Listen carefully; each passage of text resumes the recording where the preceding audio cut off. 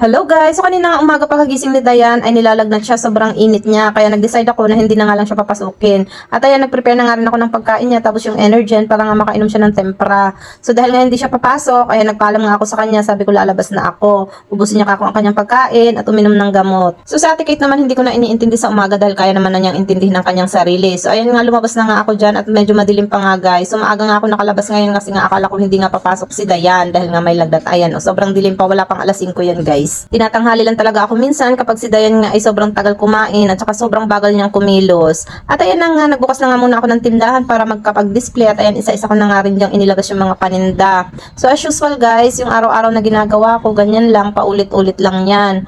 Minsan nga guys, ay mas mainam talaga kapag maaga kaming makapag-display kasi maaga pa lang ay marami ng benta. Kasi minsan pag tanghali na, ayan, napag-iiwanan na nga guys. Sabi nga nila, pag maaga ka, maaga din ang blessing. Hindi pa nga ako tapos mag-display dyan guys, ay lumabas na nga ito si Amara para magpapuyod. So naka Girl Scout siya ngayon kasi may misa ang mga Girl Scout ngayon sa simbahan. So kailangan maaga, 6 AM ang kanilang call time. At pagkatapos ko nga siyang mapuyuran dyan, ayan, ipinagpatuloy ko nga ang pagdi-display. Tapos biglang tumawag si Dayan at sabi niya wala na daw siyang lagnat, papasok daw siya. Kaya dali-dali na nga akong umuwi sa bahay para nga bihisan siya. So hindi ko na nga siya pinaligo dyan guys, sabi ko mag-half bath na nga lang siya dahil nga magagahol na sa oras, mag-aalas 6 na. Kaya ayan, pagkatapos niya nga mag-half bath ay aking binihisan na nga. Tapos minedyasan ko, sinapatusan ko. Tapos pinuyuran ko na nga lang din siya ng ponytail dyan para mabilis. At ayun na nga, pagkatapos nga, ayan, lumabas na nga rin kami. Dali-dali nga kaming lumabas dyan kasi nga tanghali na nga at baka mahuli na nga sila sa misa. Ayan, 'di ba? Gustong-gusto niya talagang pumasok ngayon, guys. Ayaw niya talagang umabsent kaya ayan, bigla siyang gumaling, o 'di ba?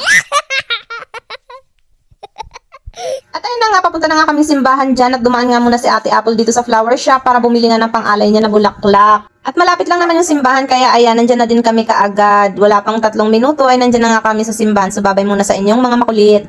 At ayun nga, pagkabalik ko ng tindahan ay nagtimpla nga muna ako ng kape. Magkakape nga muna kami dito ni Madier, o diba? Tapos na kami mag-display dyan dahil kakaunti nga ang aming paninda. Walang masyadong nabili si Mama kahapon habang naghihintay nga kami kay Ate Kate.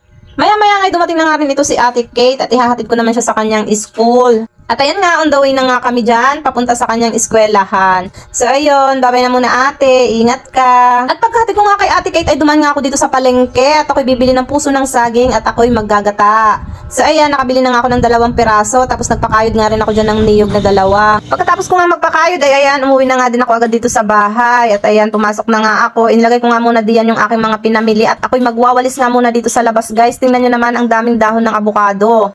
Pagkatapos nga din magwalis dyan guys, ay nagdamo nga muna ako dyan sa aming garden kasi nga mahahaba na nga yung damo. So hindi na nga rin ako nakapag-video dahil nga bigla akong nag-lowbat. So pasensya na pala guys sa aking background, ang daming nagtitilaukan ng manok kasi nga ang katabi namin ay puro manok.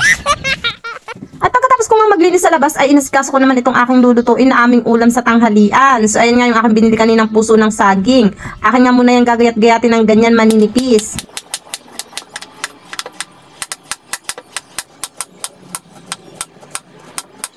At pagkatapos ko nga magayat yung puso ng saging, ay nilagay ko nga ng tubig yung palanggana, tapos naglagay nga ako ng asin, ibababad ko nga muna yun siya para mamaya ay aking pipigain na nga at para nga hindi siya mapakla. Ginayat ko na nga rin pati dyan yung mga ricado na bawang sibuyas, luya, onion leeks, at saka yung bell pepper. So pag nagluluto nga ako guys, ay pinaprepare ko na nga lahat ng aking mga gagamitin at saka lulutuin para nga pag nagluto ako ay tuloy-tuloy na. At ayun na nga, patapos na nga ako dyan magayat ng aking mga ricado at yan na lahat ng aking ingredients sa aking lulutuin. So see you for part 2!